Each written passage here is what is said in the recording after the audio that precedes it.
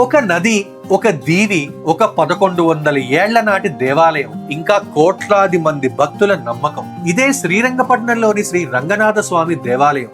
కావేరీ నదీ తీరంలో ఉన్న అత్యంత పవిత్రమైన పంచరంగ క్షేత్రాలలో ఇది మొదటి క్షేత్రం. అందుకే ఇక్కడ స్వామివారిని ఆదిరంగ అని పిలుస్తారు. 894 ఏడీలో నిర్మించిన ఈ ఆలయం వెస్టర్న్ గంగా రాజుల నుంచి హొయాసలాస్, విజయనగర సామ్రాజ్యం, మైసూర్ వొడయార్స్ వరకు ఎన్నో రాజవంశాల చరిత్రను చూసింది.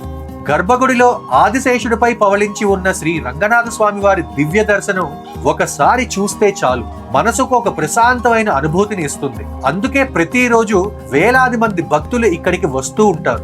మైసూర్ ట్రిప్ ప్లాన్ చేస్తే ఈ ప్లేస్ ని మాత్రం అస్సలు మిస్ అవ్వకండి.